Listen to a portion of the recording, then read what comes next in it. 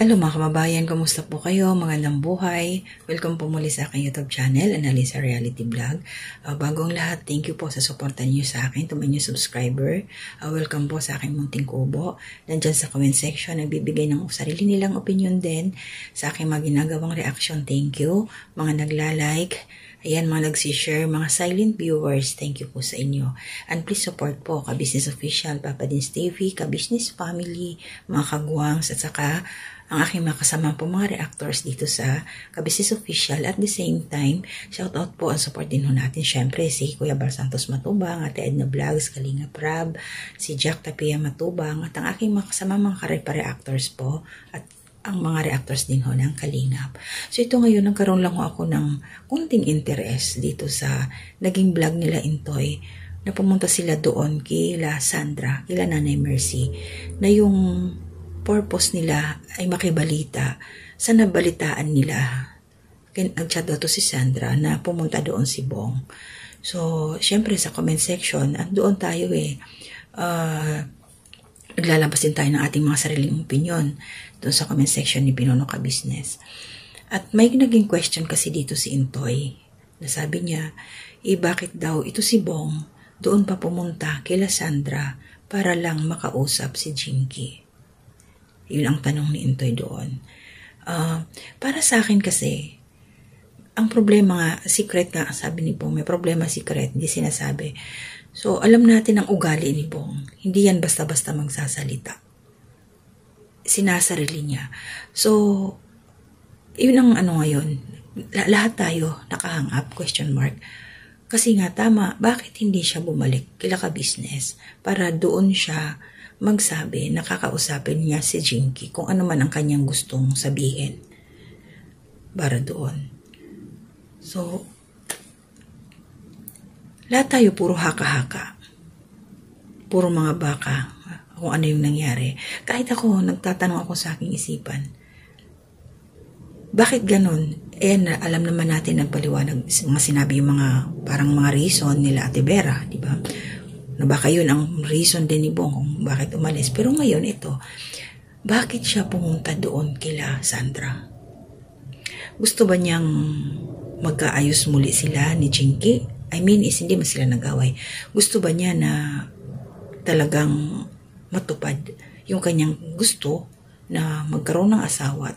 Ito nga si Jinky. Dahil sinagot na nga siya ito.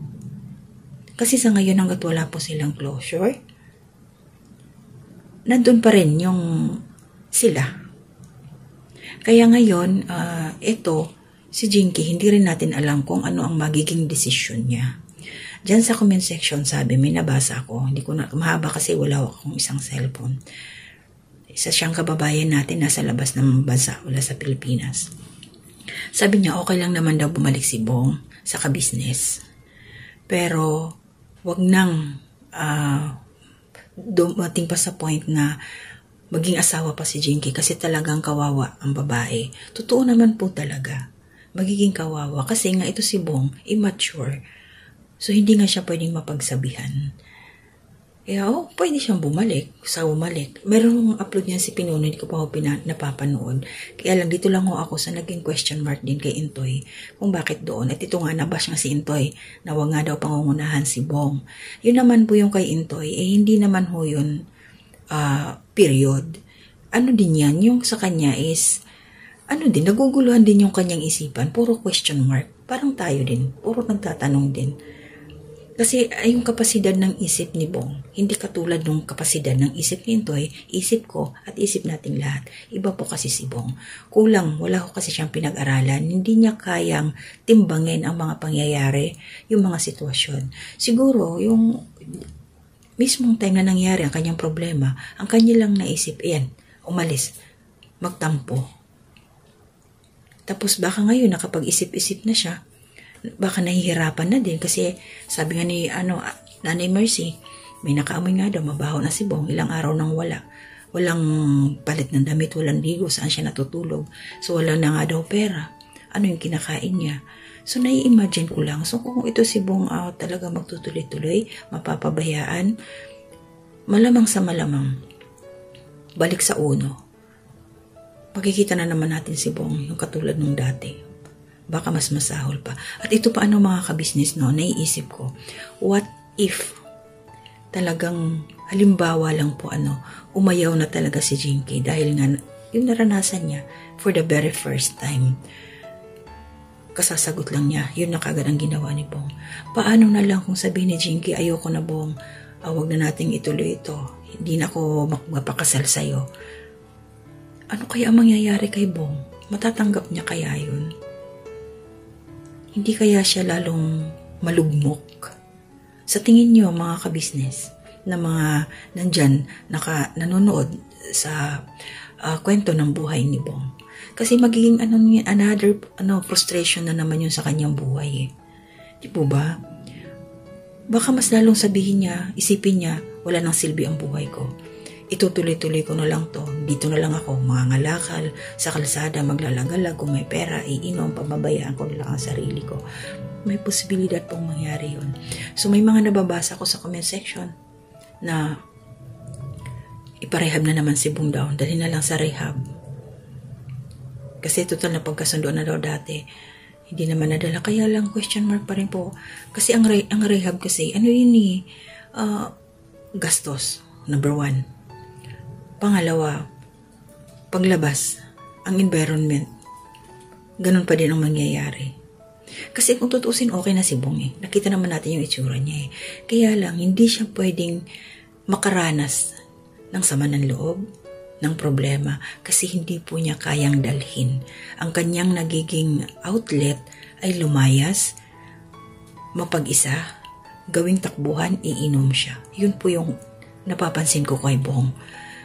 Kaya lang hindi ko talaga alam kung paano ang gagawin. Sobra-sobra naaawa din po ako kila Pinuno Ka-Business. Kasi yung nila, yung panghihinayang sa kanilang mga naging sakripisyo kay Bong.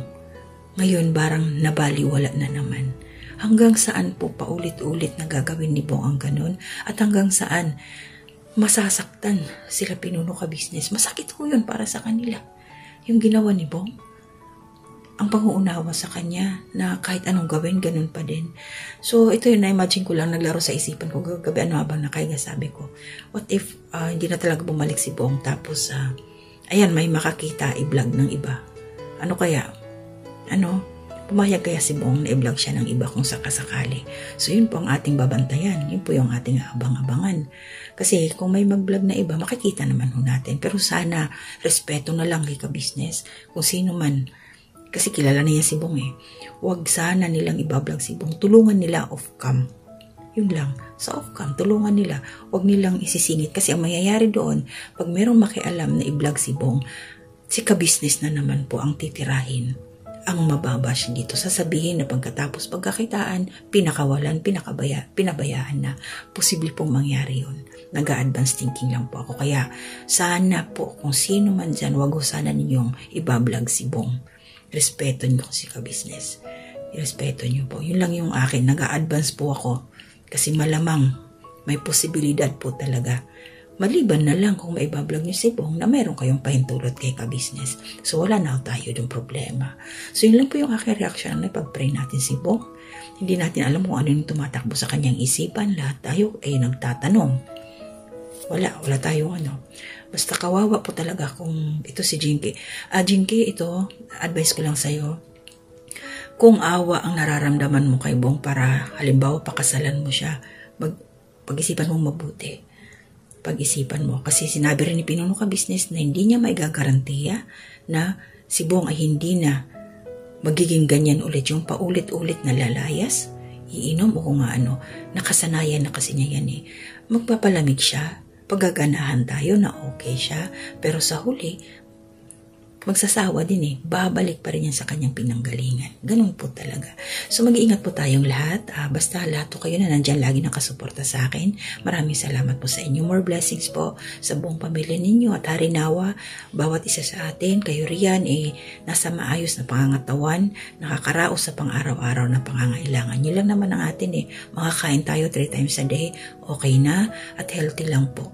So ako ngayon medyo under medication po ako pero kaya naman. Tuloy lang po ang laban. So hanggang dito na muna. Kita-kita po ulit tayo sa aking mga gagawin pang mga reaksyon sa susunod. So God bless po. To God be the glory.